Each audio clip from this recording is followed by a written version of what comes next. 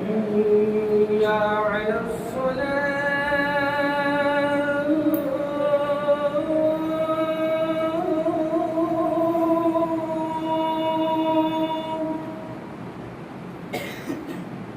حي على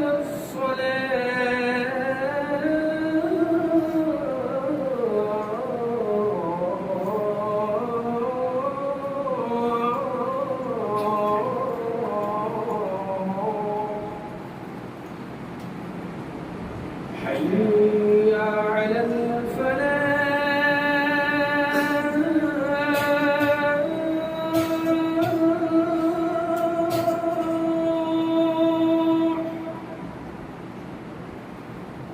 حي على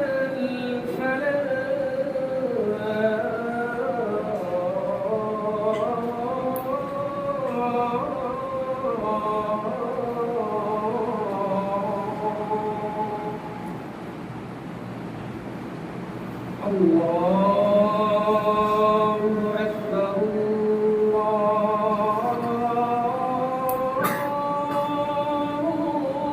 الله أكبر لا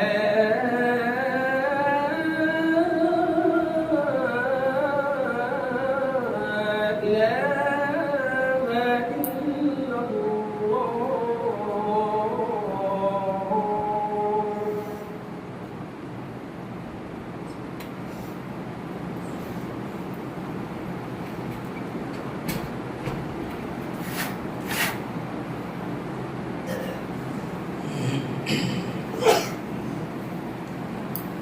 إن الحمد لله نحمده ونستعينه ونستغفره ونعوذ بالله من شرور أنفسنا ومن سيئات أعمالنا من يهده الله فلا مضل له ومن يضلل فلا هادي له أشهد أن لا إله إلا الله وحده لا شريك له وأشهد أن محمدا عبده ورسوله يا أيها الذين آمنوا اتقوا الله حق تقاته ولا تموتن إلا وأنتم مسلمون يا أيها الناس اتقوا ربكم الذي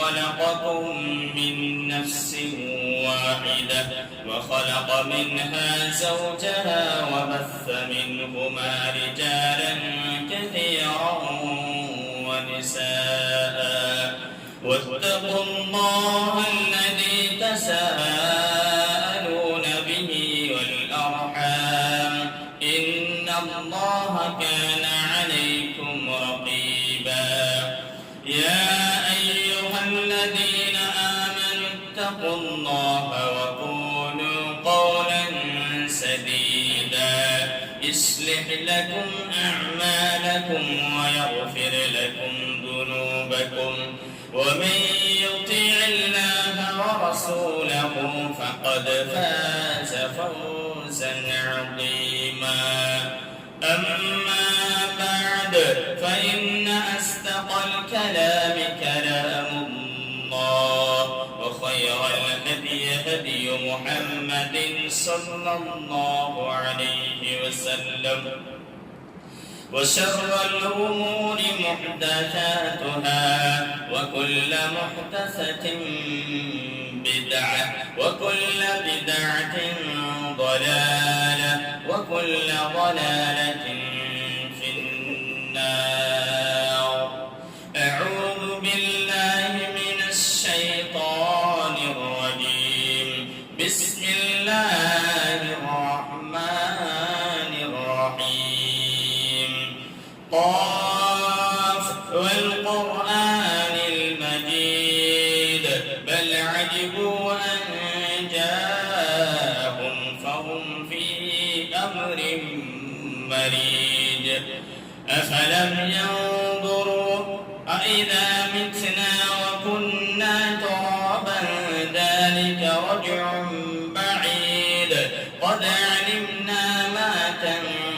الأرض منهم وعندنا كتاب حفيظ بل كذبوا بالحق لما جاءهم فهم في أمر مريج أفلم ينظروا إلى السماء فوقهم كيف بنيناها وزيناها وما لها من فروج والأرض مددناها وألقينا فيها رواسي وأنبتنا فيها من كل زوج بهيج وقال الله تبارك وتعالى في مقام آخر يا أيها الذين آمنوا إنما الخمر والميسر والأنصاب والأزلام رجس من عمل الشيطان فاجتنبوه لعلكم تفلحون وقال النبي صلى الله عليه وسلم ليكونن في أمتي خسف ومسخ وقذف إذا شربوا الخمر শ্রদ্ধেয় সম্মানিত জামিয়া মিসবাহুল উলুমের শিক্ষক মণ্ডলীগণ সদস্যগণ ও দূর থেকে আগত মুসল্লিন ভাই ও আমার শ্রেণীর ছাত্ররা ও পর্দার আড়ালে মা ও বোনেরা যাবতীয় স্তুতি প্রশংসা গণগান গণকীর্তন মার্জনা শ্রদ্ধা আরাধনা সেই মহান করুণাময় আল্লাহ পাক রব্বুল আলামিনের নিমিত্তে যার অসীম দয়া ও কৃপায় আমরা সালাতুল জুমআ আদায় করার উদ্দেশ্যে এই পবিত্র মসজিদে একত্রিত হওয়ার তৌফিক পেয়েছি তাই আমরা একটা ছোট্ট বাক্যে বলি আলহামদুলিল্লাহ তারপরে দরুদ ও সালাম ও বর্ণিত হোক সকল আম্বিয়া ও রাসূলের প্রতি বিশেষ করে আমাদের ধর্মের গুরু কর্মের সেরা মুহতামা পুরুষ জনাব মুহাম্মদুর রাসূলুল্লাহ সাল্লাল্লাহু আলাইহি ওয়াসাল্লামের প্রতি শতকোটি শান্তির ধারা বর্ষিত হোক আল্লাহুম্মা সাল্লি ওয়া সাল্লি আলাইহি সম্মানিত সুধী আমি আপনাদের সম্মুখে যে বিষয় নিয়ে আলোকপাত করব মনে করেছি সেই বিষয়টি হচ্ছে খুবই গুরুত্বপূর্ণ সময় অনুযায়ী সেই বিষয়কে চয়েস করা হয়েছে সে বিষয়ের নাম হচ্ছে মদ্যপান ও মাদক দ্রব্য ব্যক্তি ও সমাজের উপর প্রভাব সম্মানিত সুধী আল্লাহ রাব্বুল আলামিন এই পৃথিবীর বুকে অনেকগুলি মাখলুকাত সৃষ্টি করেছে সেই মাখলুকাতের মধ্যে উত্তম উৎকৃষ্ট মাখলুকাত হচ্ছে এই মানব জাতি আল্লাহ রাব্বুল আলামিন সে মানব জাতিকে অনেকগুলি নিয়ামত দান করেছেন সেই নিয়ামতের মধ্যে একটি বড় নিয়ামত সেটা হচ্ছে মানব জাতিকে আল্লাহ রাব্বুল আলামিন মস্তিষ্ক ব্রেন বিবেক দিমাগ দান করেছে এই মানব জাতিকে আল্লাহ রাব্বুল আলামিন সম্মান দিয়েছে এই মানব জাতিকে আল্লাহ রাব্বুল আলামিন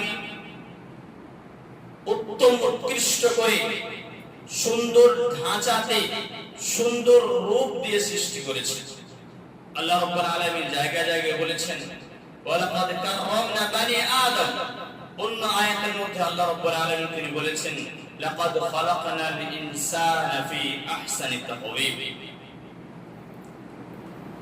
তাই যে নিয়ামতগুলি আল্লাহ রাব্বুল আলামিন সে মানব জাতিকে দিয়েছেন সেই নিয়ামতগুলিকে আল্লাহ রাব্বুল আলামিন হেফাজত করা বাঁচিয়ে রাখা, সংরক্ষিত রাখা আদেশ করেছে, এবং সেই নিয়ামতগুলি যাতে করে নষ্ট না হয়ে যায়, আচ্ছন্ন না হয়ে যায়, বেকার না হয়ে যায়, সেই সব জিনিস থেকে বাঁচারও আদেশ করেছেন। তার মধ্যে একটি হচ্ছে এই যে মানুষের দিমাগকে, মানুষের মস্তিষ্ককে, মানুষের বিবেককে যে জিনিসে আচ্ছন্ন করে দেয়, সেই সমাজ সেই জিনিস হচ্ছে কি মাদক দ্রব্য। মদ্যপান করলে মানুষের দিমাগ আচ্ছন্ন হয়ে যায়। সেই মদ, এই মদ সম্পর্কে জানতে গেলে সেই মদ কাকে বলা হয়, হযরত ওমর ফারুক রাদিয়াল্লাহু তাআলা আনহু তিনি বলছেন, আল খামারু মা খামার আল আকল। মাদক দ্রব্য কিংবা মদ আরবি শব্দ হচ্ছে কি আল খামর। খামর তাকে বলা হয় কিংবা মদ তাকে বলা হয় যেই মদ মানুষের বিবেককে আচ্ছন্ন করে দেয়, নষ্ট করে দেয়, শেষ করে দেয়। এমনকি হযরত আব্দুল্লাহ বিন উমর রাদিয়াল্লাহু তাআলা আনহু তিনি বলছেন যে মদ হচ্ছে সেই জিনিস, কুল্লু মুসকিরিন খামর ওয়া কুল্লু মুসকিরিন হারাম। প্রত্যেকটি সেই বস্তু কিংবা সেই বস্তুকে বলা হয় মদ যেই বস্তু পান করলে মানুষের দিমাগের চাকা সামনের দিকে না ঘুরে অন্যদিকে ঘুরে, তাকে বলা হয় খামর। ওয়া কুল্লু খামরিন হারাম।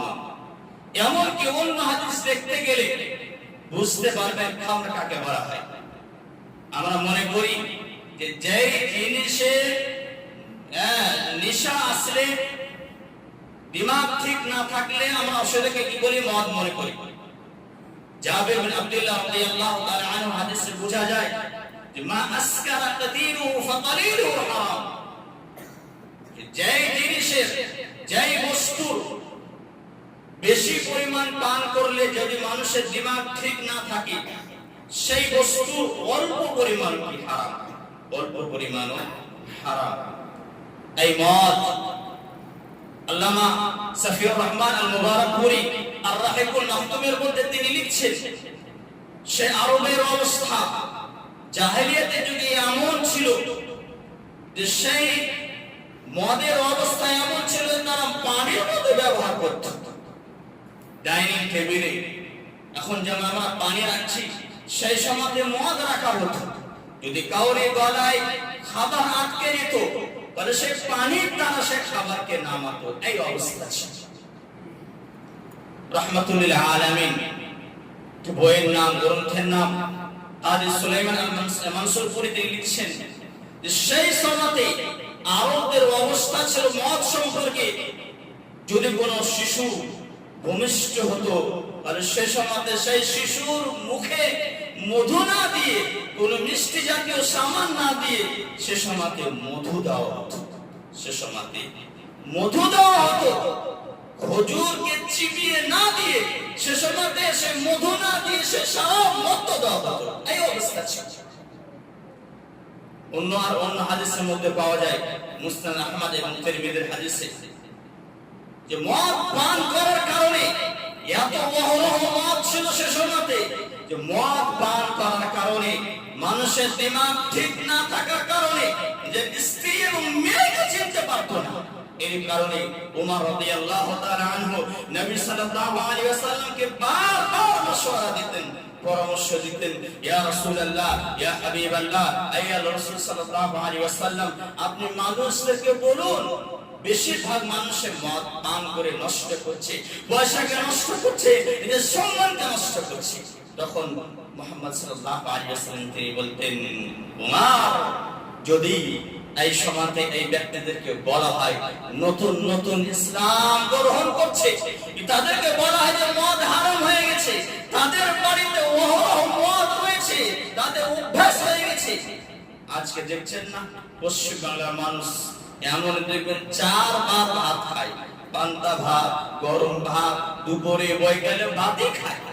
কিন্তু হঠাৎ করে বলা হয় পশ্চিম বাংলার মানুষের বিশেষ করে যে তোমাদের উপরে কি করা হয়েছে, ভাতকে হারাম করা হয়েছে, সে মানতে পারবে না, মানতে পারবে না। সেই সময়তে আরব দেশে মদ হওয়ার কারণে যদি মানুষকে বলা হতো যে মদ তোমাদের প্রতি হারাম করা হয়েছে, তাহলে সেই মানুষরা ইসলাম থেকে দূরে সরে যেত।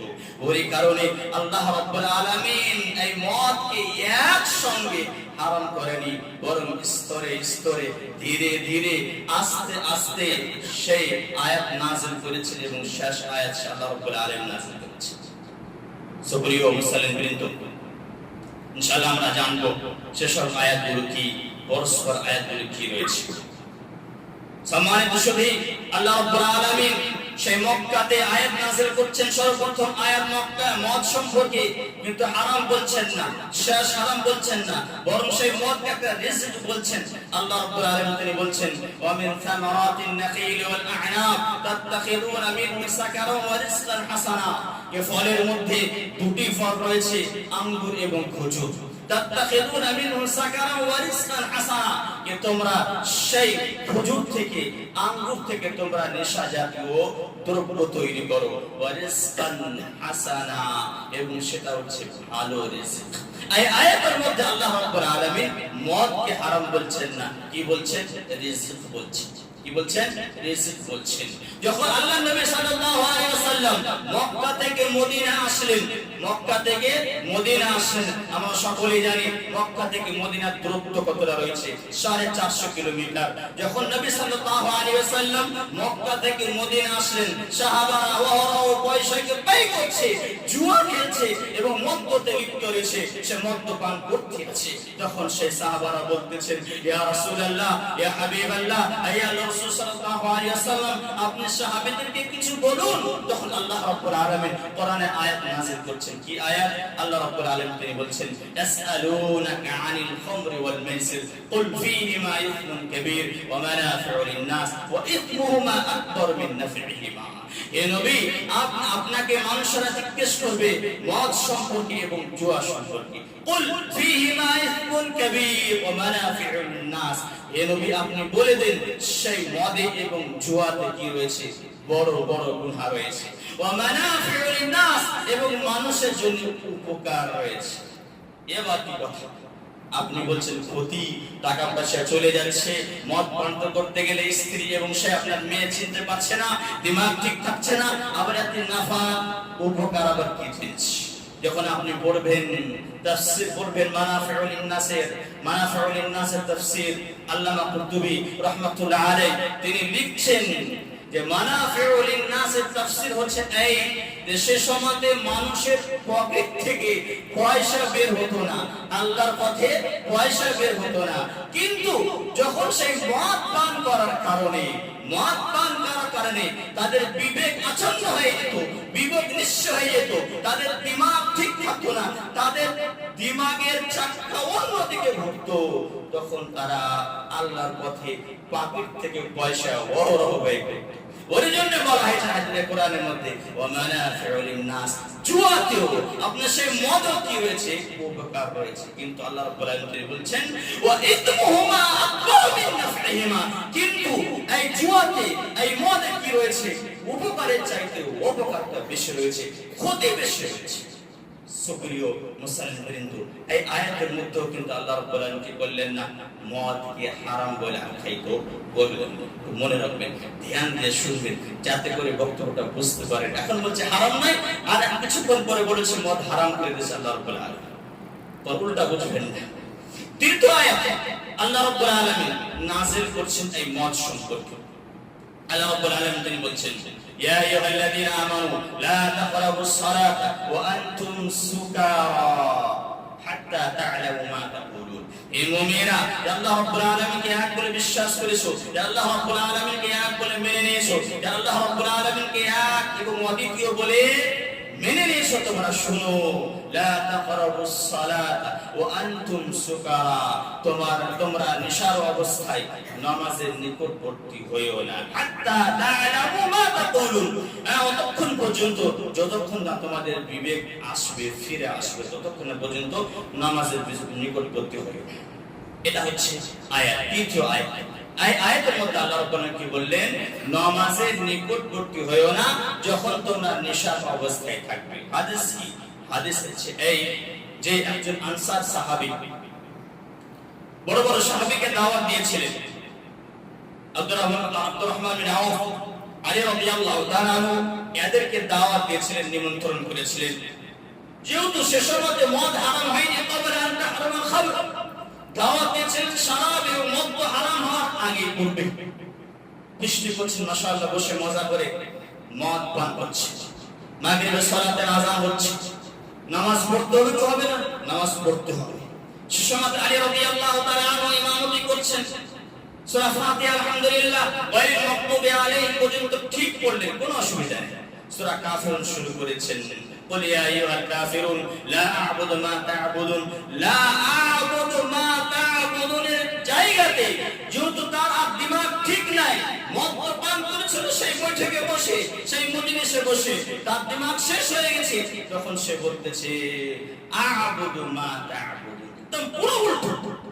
লা আ'বুদু মা তা'বুদুন হচ্ছে যে আমি সেসব মাবুদের ইবাদত করি না যেসব মাবুদের তোমরা ইবাদত করছো, কিন্তু আর উল্টো মানে হয়ে যাচ্ছে কি আ'বুদু মা তা'বুদুন, তোমরা যার ইবাদত করছো আমিও তার ইবাদত করছি। নাউযুবিল্লাহি মিন যালিক। কিসের কারণে?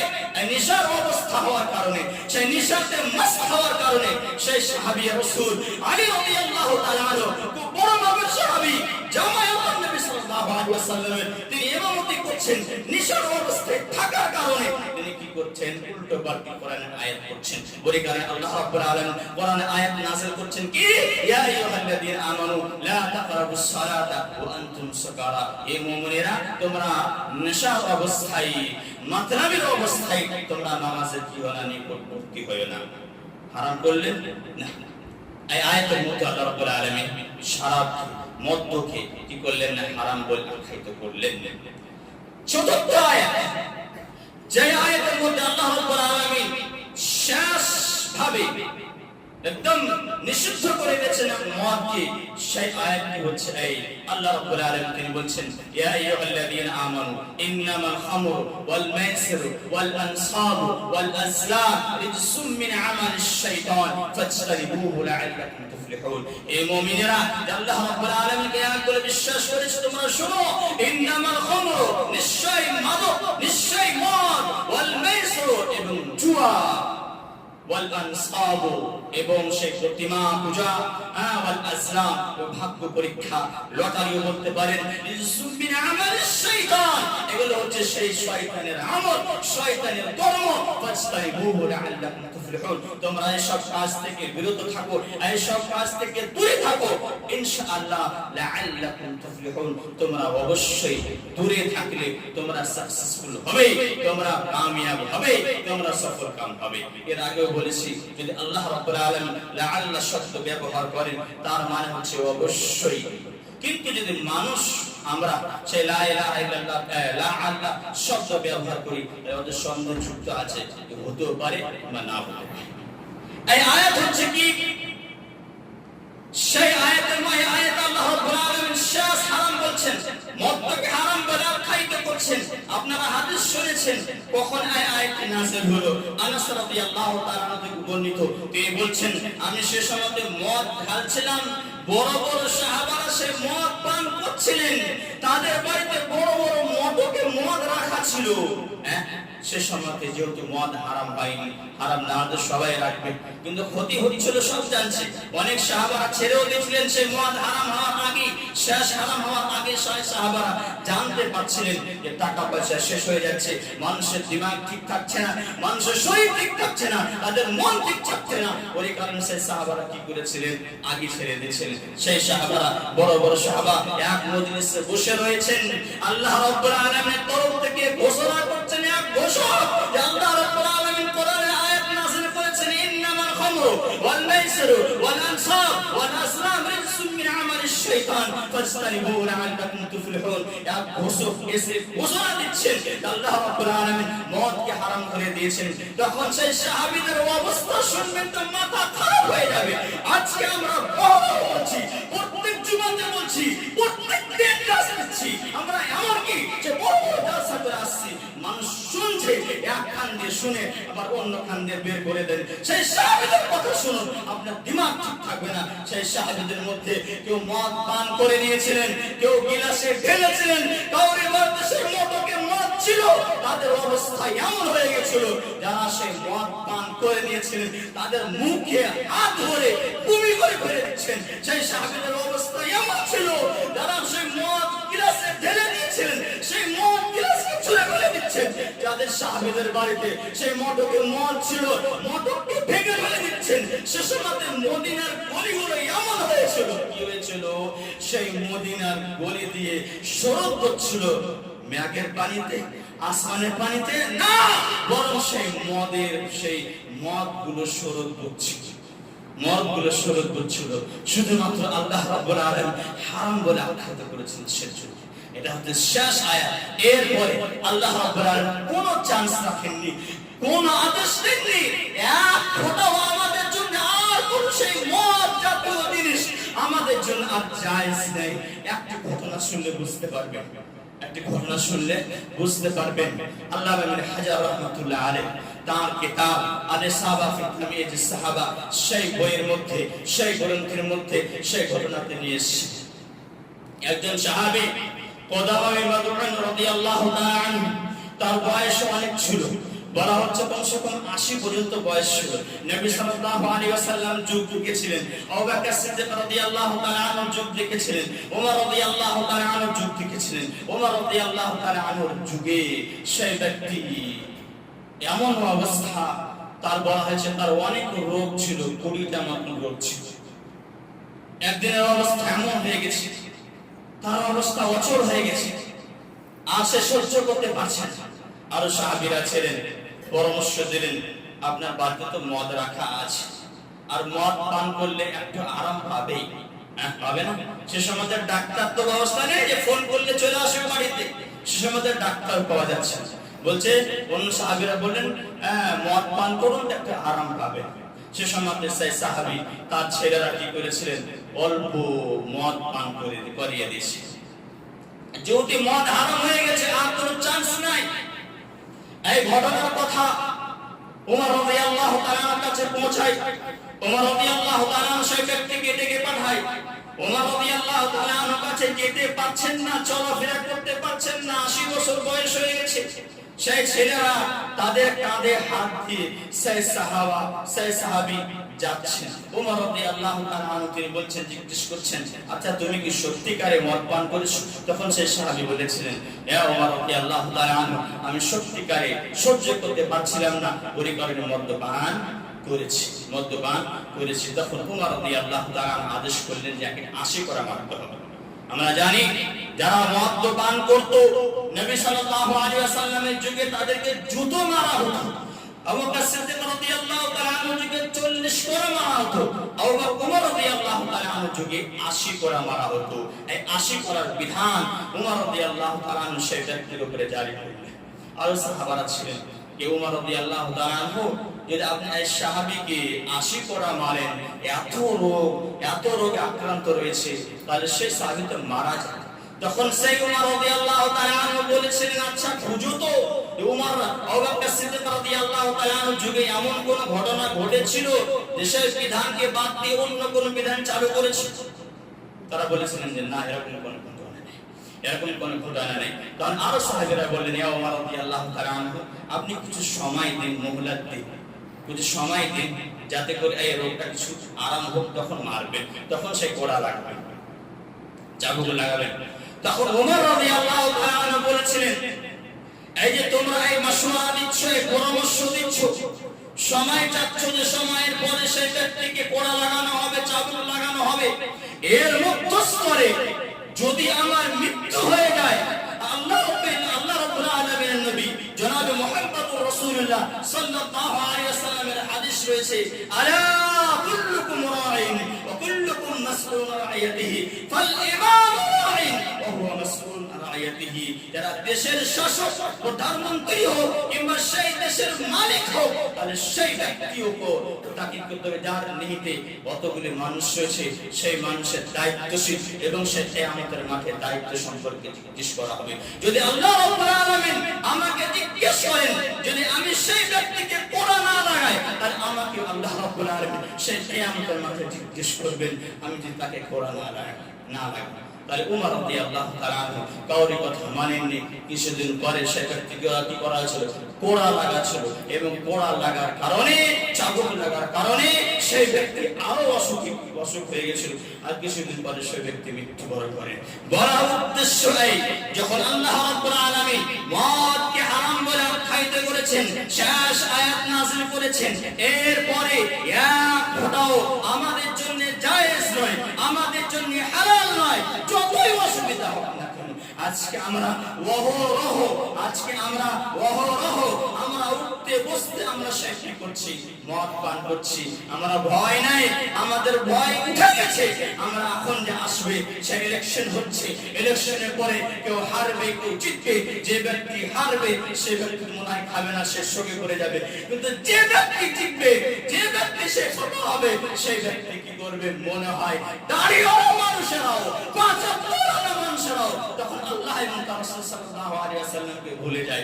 ভুলে না, অবশ্যই ভুলে যায়। তাদেরকে সে পিয়াসার মাঠে দেখতে পাবেন, তাদেরকে সে পিয়াসার বাজারে দেখতে পাবেন, তারা সে মদ্যপান করছে। নাউযুবিল্লাহ মিন যালিক। আল্লাহর ভয় শুধু ভাই লাইব্রেরিতে, আল্লাহর ভয় শুধু মসজিদে, আল্লাহর ভয় শুধু উন্নয়নে না, বরং ইত্তাকিল্লাহ হাইথুমা কুনতুম। তুমি আল্লাহ রাব্বুল আলামিনকে যেখানে থাকো না কেন, সব ক্ষেত্রে, হাসিতে, আপনার সেই দুঃখে, সব সময়তে আল্লাহ রাব্বুল আলামিনকে ভয় করতে হবে। আপনার জন্য কোন সময়তে এই মদ হারাম নয়। আল্লাহর নবী সাল্লাল্লাহু আলাইহি ওয়াসাল্লাম যারা মদ পান করে অর্থাৎ মদের সাথে নিযুক্ত সম্পৃক্ত ব্যক্তিকে সবাইকে আল্লাহর নবী সাল্লাল্লাহু আলাইহি ওয়াসাল্লাম কি করেছেন? অভিশপ্ত করেছেন।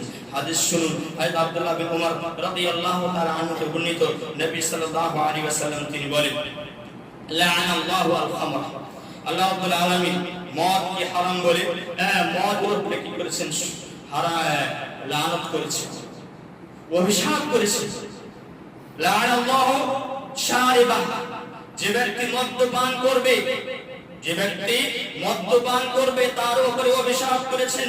ওয়াসাকিয়াহা, যে ব্যক্তি মদ্যপান করবে, বন্ধুর কাছে পয়সা নেই, অন্য বন্ধুর কাছে পয়সা রয়েছে, তখন গেল সে বন্ধুকে মদ্যপান করাতে, চলো তোর কাছে পয়সা নেই, তাহলে আমি তোমাকে নিয়ে যাচ্ছি। যে নিয়ে যাচ্ছেন সে অভিশপ্ত, যে নিয়ে যাচ্ছেন সে অভিশপ্ত। ওয়াসিরাহা, যে ব্যক্তি সে মদ্য বানাবে, যে ব্যক্তি মদ্য বানাবে। ওয়া মু'তাসিরাহা, এবং যে ব্যক্তি জন্য মদ্য বানাবে। ওয়া বাইহা ওয়া মুবতাহা, যে ব্যক্তি ক্রয় করবে, যে ব্যক্তি বিক্রয় করবে। ওয়া হামিলাহা, যে ব্যক্তি নিয়ে যাবে, ডেলিভারি করবে। হ্যাঁ, বলছেন আমি তো গরিব মানুষ, ডেলিভারি করলে কি আছে? শিখুন, দিনের কথা শিখলে কি লজ্জা রয়েছে। আজকে মানুষ দিনের জ্ঞান না থাকার কারণে নিজের মন মতো সেই দিনকে বুঝে নেই, আর সেই দিন সেই মতো চলাফেরা করে। ওয়া হামিলাহা, যে ব্যক্তি মদ্য নিয়ে যাবে, ডেলিভারি করবে। ওয়াল মাহমুলাতা ইলাইহি, এবং যার জন্য নিয়ে যাবে, যার জন্য নিয়ে যাবে, সবার উপরে আল্লাহ রাব্বুল আলামিন অভিশাপ করেছেন, কাউকে ছাড়েননি। তাহলে বোঝা গেল সে মদ কত জঘন্য জিনিস, কত জঘন্য জিনিস। সুপ্রিয় মুসলিম বৃন্দ, এইভাবে এই মদকে আল্লাহর নবী সাল্লাল্লাহু আলাইহি ওয়াসাল্লাম অনেক নাম দিয়ে আখ্যায়িত করেছেন। তার মধ্যে একটা হচ্ছে কি, লা তাশরাবুল খামরা ফাইন্নাহা উম্মুল খাবাইস। এইভাবে বলেছেন, লা তাশরাবান্নাল খামরা ফাইন্নাহা রাসু কুল্লি ফাহিশা, লা তাশরাবান্নাল খামরা ফাইন্নাহা মিফতাহ কুল্লি শার। অর্থাৎ প্রত্যেক জঘন্য কর্মের কি একটা হচ্ছে মূল। কোন জায়গাতে মা বলা হয়েছে, কোন জায়গাতে মাথা বলা হয়েছে, কোন জায়গাতে চাবি বলা হয়েছে। যে এই মদ মানুষের দিমাগ ঠিক না থাকার কারণে, তাদের মাথার চাক্কা উল্টো দিকে ঘোরার কারণে সেই ব্যক্তি কি হয়, অন্যান্য কর্মগুলো কি করে, করে বসে। একটা ঘটনা শুনলে বুঝতে পারবেন, বনী ইসরাইলের ঘটনা। একজন ব্যক্তি আবেগ খুব ইবাদত করে, সব নিজের সন্তানদেরকে ছেড়ে, বাড়ি ঘর ছেড়ে সেই ইবাদত করত। বলা উদ্দেশ্য, হাদিস বলা উদ্দেশ্য এই যে মদ পান করলে সব গুনার কাজ করতে পারে সে ব্যক্তি। সেই আবেগ ব্যক্তি ছিলেন। আর একজন খুব দেখতে শুনতে রমণী মেয়ে, টাকা পয়সাওয়ালা মেয়ে, সেই মেয়েটাকে পাঠায় সেই আবেগ ব্যক্তিকে, সেই যে ইবাদত করতে আল্লাহ রাব্বুল আলামিন ইবাদত করতে সেই ব্যক্তিকে ডেকে পাঠায়। তখন সেই ব্যক্তি আসার পরে সেই ব্যক্তি আরো যে দরজাগুলো রয়েছে, বাড়ির অনেক দরজা রয়েছে, সব দরজা লাগানোর পরে বলছে আমার সঙ্গে কি করো, ব্যভিচার করো, ব্যভিচার করো, নচেৎ তোমাকে আল্লাহ করে দেব, তোমার সম্মান শেষ হয়ে যাবে। না হলে তুমি মদ পান করো, কিংবা একটা শিশু বাচ্চা রয়েছে, শিশু বাচ্চাকে তুমি মেরে ফেলো, তিনটা অপশন রেখেছো। তখন সেই ব্যক্তি বলছে ব্যভিচার করলে গুনাহ, কোন বাচ্চাকে মারলেও গুনাহ, চলো মদ পানটা করে নি, মদটা পান করে নি, মনে হচ্ছে এটা ঠিক হবে। তো সেই ব্যক্তি মদ পান করার পরে সেই শিশুকে হত্যাও করেছিল এবং সেই মেয়ের সঙ্গে জিনাও করেছিল, ব্যভিচার করেছিল। ওই জন্য বলা হয় যে ফাইন্নাহু উম্মুল খাবাইস, প্রত্যেক অশ্লীল কাজের মূল, সেই প্রত্যেক অশ্লীল কাজের সে মা, সে মদ্যপান করা। আজকে আমরা সে মদ্যপান করছি, টাকা তামাক থেকে নিয়ে, বিড়ি থেকে নিয়ে, সিগারেট থেকে নিয়ে, আর সেগুলি আমরা কি করছি, মাকরুহ বলছি। আউযুবিল্লাহি মিন যালিক, কি বলছি আমরা, মাকরুহ বলছি, অন্য নাম দিচ্ছি। যারা আমরা পান করি তারাই আমরা এসব হুকুম লাগাই। এখনই শুনলেন যে মাকরুহ বলছেন, আল্লাহর নবী সাল্লাল্লাহু আলাইহি ওয়াসাল্লাম সব জিনিস একটা স্পষ্ট করে দিয়েছেন, ইন্নাল হালাল বাইয়িনুন ওয়াল হারাম বাইয়িনুন ওয়া বাইনাহুমা উমুরুন মুশতাবিহা। আল্লাহর নবী সাল্লাল্লাহু আলাইহি ওয়াসাল্লাম বলে দিয়েছেন হালাল স্পষ্ট, হারাম স্পষ্ট, এবং তাদের মধ্যে কিছু জিনিস রয়েছে যেটা উজ্জ্বল। فمن اتقى الشبهات فمن وقع الشبهات وقع في الحرام। যে ব্যক্তি শুবহাতে সন্দেহযুক্ত জিনিসে পড়ে গেল সে হারামে পড়ে গেল, আর যে ব্যক্তি সন্দেহযুক্ত থেকে বেঁচে গেল সে ব্যক্তি নিজের সম্মানকে, ইজ্জতকে, সম্পদকে নিরাপদে করে নিল। সুপ্রিয় মুসলিম বৃন্দ, আজকে যারা আমরা মাকরুহ বলছি তার পকেটে দেখুন, তারপরে পকেটে তামাক রয়েছে, অর্থাৎ তামাক রয়েছে, বিড়ি রয়েছে, সিগারেট রয়েছে, যাকে আমরা ওলামা হোক কিংবা আম পাবলিক হোক এইসব অবস্থা রয়েছে। কিন্তু তামাকের সম্পর্কে জানলে একটা বৈশিষ্ট্য রয়েছে, তামাকে একটা বৈশিষ্ট্য রয়েছে, মনে হয় কেউ জানেন না, আবার কেউ জানেন। যে এলাকাতে তামাকের খেতি বাড়ি হয়, খেতি হয়, সেই এলাকাতে বুঝতে পারবে যে তামাকের কি বৈশিষ্ট্য রয়েছে। আমি গেছিলাম রমজান মাসে প্রোগ্রাম করতে, দেখেছিলাম, এর আগে শুনেছিলাম কথাগুলো, কিন্তু চোখে, নিজের চোখে দেখে এসেছি। তামাকের ব্যবসা করতে গেলে কিংবা সে খেতি বাড়ি করতে গেলে আপনি বেগুন লাগাচ্ছেন, এখন পটল চাষ হচ্ছে, সেগুলি বেড়া লাগাতে হয় যাতে করে ছাগল বকরি আপনার গরু না আসে, না খেতে পারে। কিন্তু তামাক এমন এক খেতে বাড়ি কিংবা চাষ যে তার কোনো বেড়া লাগে না। কেন এই জন্য বেড়া লাগে না যে সেই তামাককে কি করে না, গরু তো খায় না, ছাগলে খায় না, কুকুরও খায় না। তাহলে বুঝলেন যারা সেই তামাক খান তাদের চাইতে ভালো, তাদের মতো না, তাদের চাইতে আপনি খারাপ। যারা তামাক নিয়ে ঘুরে বেড়ান, হ্যান্ডসাম মানুষ, যদি কেউ ব্যক্তি সেই ট্রেনের মধ্যে তামাক কি করে বানাতে শুরু করে, যখন সে প্যান্ট শার্ট ওয়ালা মানুষ, হ্যান্ডসাম ওয়ালা মানুষ, টাকা পয়সা ওয়ালা মানুষ বলে একটু দেবে না, নাউযুবিল্লাহি মিন যালিক। এইসব বলে দেখতে পাওয়া যায়। বিড়ি সম্পর্কে, সিগারেট সম্পর্কে দেখা যায়, আর আপনার সেই তামাক সম্পর্কে বিশেষ করে এইসবগুলো হয়। নাউযুবিল্লাহি মিন যালিক। আপনি বুঝতে পারলেন না, শুনতে পেলেন যে আল্লাহর নবী সাল্লাল্লাহু আলাইহি ওয়াসাল্লাম সেই মদকে, যে মদ জাতীয় জিনিসকে, সেগুলি হারাম বলে আখ্যায়িত করেছেন।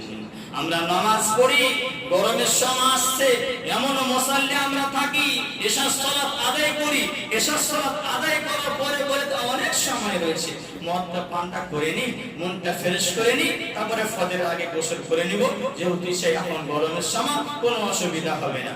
শুনে রাখুন, মান শারিবাল খামরা লাম ইয়াকবালিল্লাহ সালাতার 40 সাবাহা। যে ব্যক্তি সেই মদ পান করে নিবে, এমন বিশেষভাবে মদ পান করবে, বেশি করে মদ পান করবে, আল্লাহ রাব্বুল আলামিন সেই ব্যক্তির সালাতকে 40 দিন পর্যন্ত maaf করবেন না। নাউযুবিল্লাহি মিন যালিক।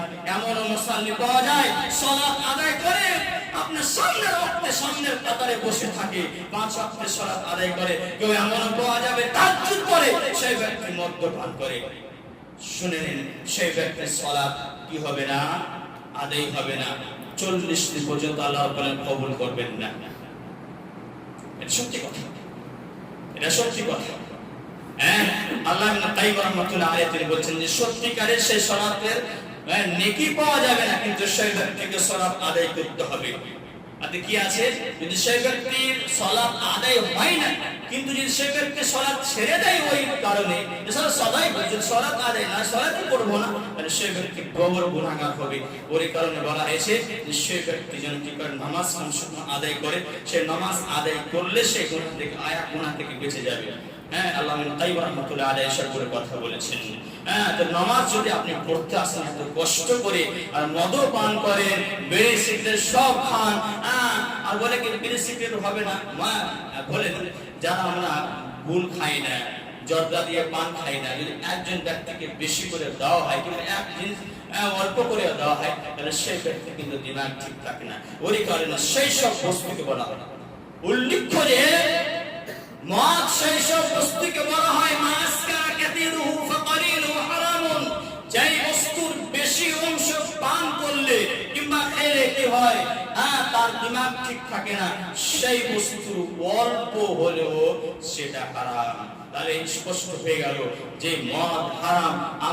আমাদের জন্য আল্লাহ রাব্বুল আলামিন সেই মদকে এক ফোঁটাও চান্স রাখেনি।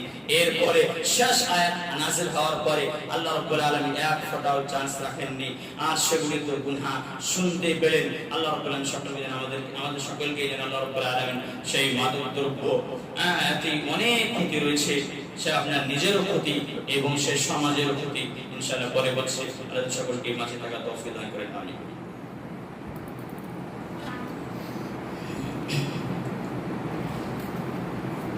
ইন্নাল হামদালিল্লাহ ওয়াসসালাতু ওয়াসসালামু আলা রাসূলিল্লাহ, আম্মা বা'দ।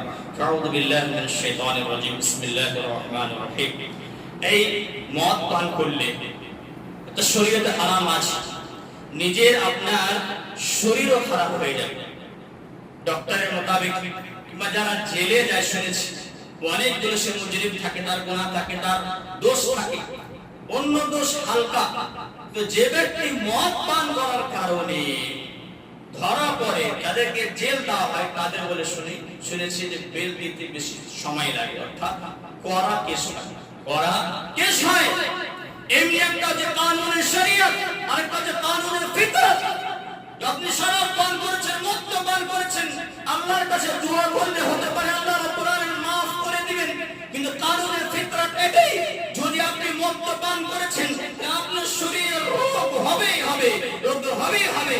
দেখবেন দোকান বাগানে লটকা রয়েছে, যে সব দোকানে সিগারেট পাওয়া যায়, সেসব দোকানে পাওয়া লেখা থাকে যে সিগারেট পান করলে কি হবে, ক্যান্সার রোগ হবে, লেখা থাকে না? লেখা থাকার পরেও সে মাদক দ্রব্য মানুষ খায়, সেই সমাজের ক্ষতি হয়। যেই বাড়ি আপনার সে কি আছে মদ পান করে আসার পরে, সেই বাড়ি সে যে আপনি যাকে বিয়ে করেছেন, যেসব মেয়েরা কত কষ্ট হয় আপনি বুঝতে পারছেন না, আর সেই মেয়েদের কাছে আপনি ঘুমাচ্ছেন, সে মদ পান করে আসার পরে সেই মেয়ের কত কষ্ট হবে, সে বাড়িতে অশান্তি, সে পাড়াতে অশান্তি হয়, আপনার সেই গ্রামে অশান্তি হয় এই মদ পান করার কারণে। তাহলে বোঝা গেল নিজেরও ক্ষতি, পাড়ার ক্ষতি, আপনার পুরো পরিবারের ক্ষতি হয়। এমনকি নবী সাল্লাল্লাহু আলাইহি ওয়াসাল্লাম বলেছেন এটা হচ্ছে কিয়ামতের আলামত, এটা হচ্ছে কিয়ামতের আলামত। আল্লাহর নবী সাল্লাল্লাহু আলাইহি ওয়াসাল্লাম তিনি বলেছেন লা ইয়াকুনুনা মিন উম্মতি আকওয়াম ইস্তাহিলুনা আল-হিরা ওয়াল হারির ওয়াল মাআসি ওয়াল খামর, যে আমার উম্মতের মধ্যে কিছু জাতি হবে, কিছু লোক হবে যারা এসব কাপড়কে এবং সে আপনার বাদ্য জাতি সেই সামানকে কি করবে, আপনার হারাম মনে করবে না, হালাল মনে করবে, ওয়াল খামর, এবং সে মাদক দ্রব্যকে তারা কি করবে, হালাল মনে করবে। আল্লাহর নবী সাল্লাল্লাহু আলাইহি ওয়াসাল্লাম অন্য হাদিসের মধ্যে বলেন লা ইয়াকুনুনা ফি হাদিহি উম্মাহ খাসফুন ওয়া মাসখুন ওয়া কাতফুন ইদা শারিবু আল খামর, আমার উম্মতের মধ্যে ভূমিকম্প আসবে, ওয়া মাসখুন মানুষের চেহারা মুখমণ্ডল বিগড়ে যাবে, ওয়াকাথুন এবং আল্লাহ রাব্বুল আলামিনের তরফ থেকে আযাব আসবে। কখন? ইদা শারিবু আল খামর, যখন মানুষেরা মাদক দ্রব্য পান করবে, মাদক দ্রব্য পান করবে, তখন এই সবগুলো আযাব এবং শাস্তি আসবে।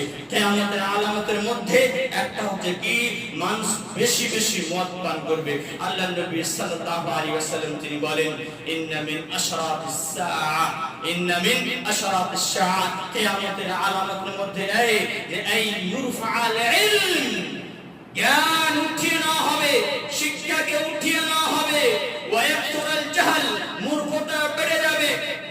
ওয়ায়াকসুরাজ জিনা, ব্যভিচার একদম অধিক পরিমাণে হবে। ওয়ায়াকসুরাশ শুরবুল খামর, এবং মানুষেরা কি করবে, মাদক দ্রব্য সে বেশি বেশি করে পান করবে। এটা হচ্ছে কিয়ামতের আলামতের মধ্যে একটি আলামত। অনেক আলামত রয়েছে, আমরা অনেকগুলো কথা শুনলাম যে মাদক দ্রব্য সম্পর্কে একদম হারাম, একদম হারাম। এমনকি নবী সাল্লাল্লাহু আলাইহি ওয়াসাল্লাম তিনি বলছেন, লা ইয়াদখুলুল জান্নাতা মুদমিনুল খামর, যারা নিয়মিতভাবে সে মদ পান করে, সিগারেট, বিড়ি, তামাকু, মদ আর অন্যান্য সে গাঁজা আর কি বলছে হিরোইন, অনেকগুলো নাম রয়েছে, সেই সবগুলো যে পান করে, তাহলে সেই ব্যক্তিরা কি হবে, জান্নাতে প্রবেশ করতে পারবে না। হ্যাঁ, জান্নাতে যাবে কিন্তু পরে, সাজা কাটার পরে। যারা খারেজি, অনেকে দেখবেন আলেমরার মধ্যে বলে জান্নাতে জাহান্নামে ঢুকিয়ে দিলে আর জাহান্নাম থেকে বের হবে না, এরকম তর্জমা করে বসে থাকে, পাবলিককে বুঝিয়ে বেড়ায়। যেন ওসবগুলো নয়। ইনশাআল্লাহ যদি সেই ব্যক্তির নেকি থাকে, তার ভিতরে তাওহীদ থাকে, সামান্য পরিমাণ রায় দানার পরিমাণ তাওহীদ থাকে, তাহলে অবশ্যই সেই ব্যক্তি সেই জাহান্নাম থেকে জান্নাতে অবশ্যই আসবে, মদ পান করলেও। এখন আমাদের উচিত, যারা আমরা মদ পান করে এসেছি, মদ ধরেন সিগারেট করছি, বিড়ি পান করে, তামাকু খায়, সেই বসে বসে ভুল মাঝে এসবগুলো করি, আমরা ইনশাআল্লাহ এরপরে সেগুলি করব না, সেগুলি করব না, আমরা তওবা করব। এটা হচ্ছে কাবীরা গুনাহ, কিন্তু তওবা করলে আল্লাহ রাব্বুল আলামিন সেগুলি maaf করে দিবেন, সেগুলি maaf করে দিবেন। পরিশেষে আল্লাহর কাছে দোয়া করি, আল্লাহ রাব্বুল আলামিন যেন আমাদের সকলকেই যাতে আমাদের শরীর, দিল, দিমাগ, আমাদের নিয়ামতগুলি আল্লাহ রাব্বুল আলামিন দিয়েছেন, সেই নিয়ামতগুলি আমরা শুকরিয়া আদায় করি, টিকিয়ে রাখতে পারি।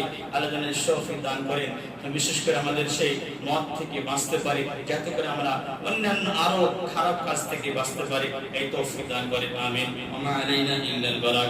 ইন্নাল্লাহা ওয়া মালাইকাতুহু ইউসাল্লুনা আলান নবী ইয়া আইয়ুহাল্লাযীনা আমানু সাল্লু আলাইহি ওয়া সাল্লিমু তাসলিমা। আল্লাহুম্মা সাল্লি আলা মুহাম্মাদ ওয়া আলা আলি মুহাম্মাদ কামা সাল্লাইতা আলা ইব্রাহিম ওয়া আলা আলি ইব্রাহিম ইন্নাকা হামিদুম মাজিদ। আল্লাহুম্মা বারিক আলা মুহাম্মাদ ওয়া আলা আলি মুহাম্মাদ কামা বারাকতা আলা ইব্রাহিম ওয়া আলা আলি ইব্রাহিম ইন্নাকা হামিদুম মাজিদ। سبحان ربك رب العزة عما يصفون وسلام على المرسلين والحمد لله رب العالمين.